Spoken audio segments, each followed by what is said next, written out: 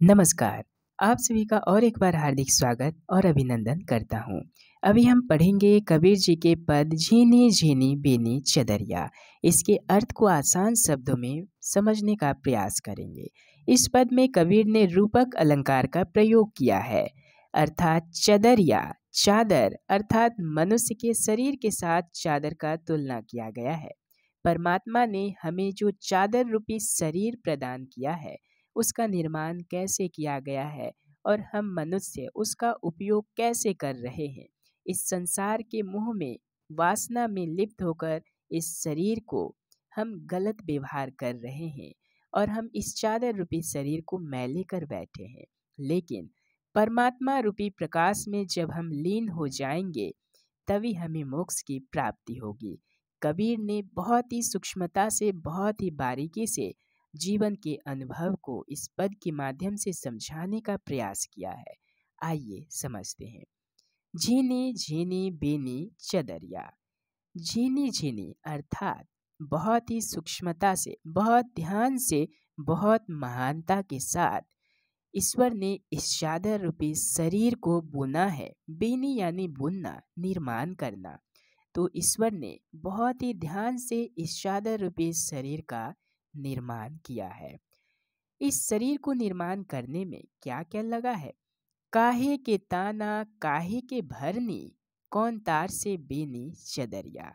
अर्थात किस ताना का प्रयोग किया गया है। भरनी यानी इस शरीर में क्या क्या वस्तुएं भरी गई है।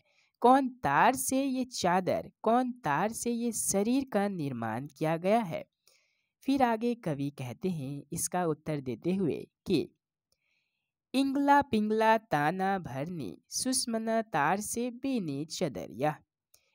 आठ कमल दल चरखा डोले, पांच तत्व गुण तीनी चदरिया। अर्थात इंगला पिंगला और सुषमना तार से ये चादर रूपी शरीर का निर्माण किया गया है। इंगला पिंगला और सुषमना ये तीन नाड़ी है जो कि हमारे मेरुदंड को मजबूती प्रदान करते हैं और इसी तीन तार से, इसी तीन नाड़ी से शरीर का निर्माण किया गया है।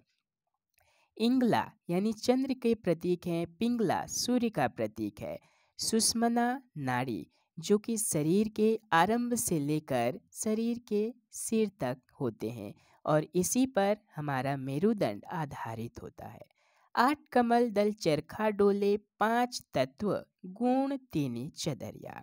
हमारे शरीर में आठ कमल हैं, पांच तत्व हैं और तीन गुण हैं। इसी के आधार पे ये सारा शरीर निर्माण हुआ है। पांच तत्व अर्थात जल वायु अग्नि आकाश और भूमि, ये सभी पांच तत्व से हमारा शरीर का निर्माण हुआ है और ये पूरा ब्रह्मांड, पूरा सृष्टि हमारे शरीर में समाया हुआ है। अर्थात हम समझ सकते हैं कि ये शरीर का निर्माण ईश्वर ने कितने जतन से, कितने सूक्ष्मता से, कितनी बारीकी से किया है।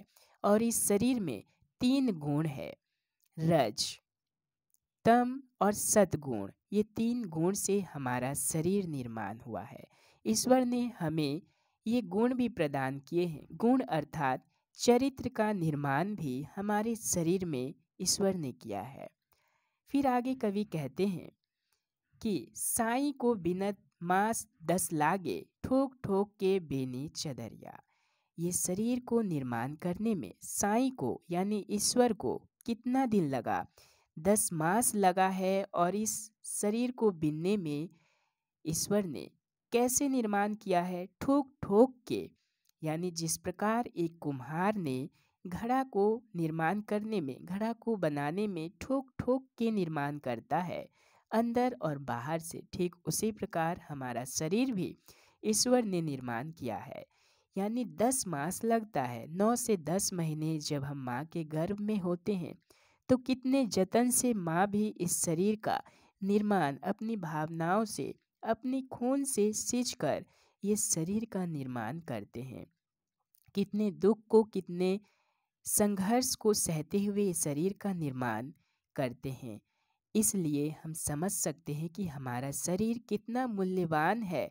लेकिन हम अपने इस शरीर को अच्छे व्यवहार में नहीं लाते हैं। इस संसार के मोह और माया में लिप्त होकर इस शरीर रूपी चादर को नष्ट कर बैठे हैं।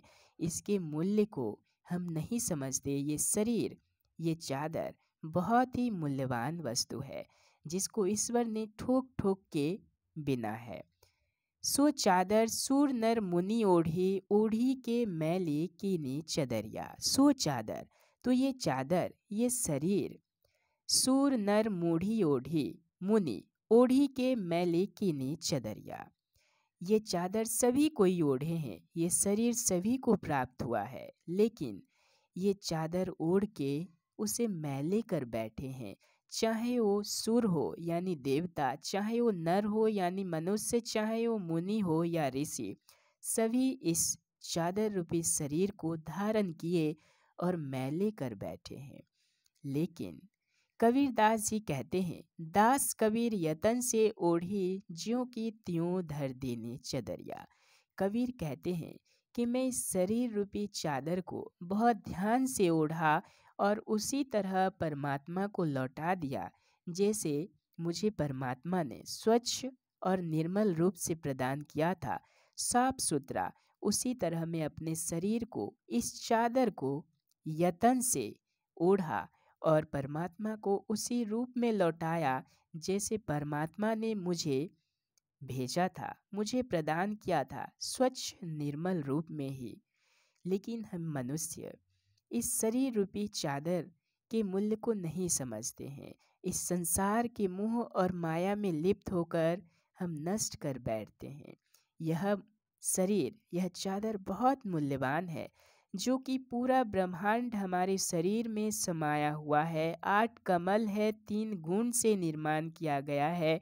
इंगला पिंगला और सुषमना तार से, सुषमना नाड़ी से हमारा शरीर बिना गया है। तो ये शरीर बहुत ही जतन से ईश्वर ने हमें प्रदान किया है, बहुत बारीकी से, बहुत सूक्ष्मता से निर्माण किया है। इसीलिए इस शरीर को हमें परमात्मा के पास, परमात्मा रूपी प्रकाश में लीन हो जाना है और वैसे ही उन्हें लौटा देना है। धन्यवाद। आशा करता हूँ कि आप सभी को ये पद समझ में आया होगा। बहुत बहुत धन्यवाद और शुक्रिया। नमस्कार।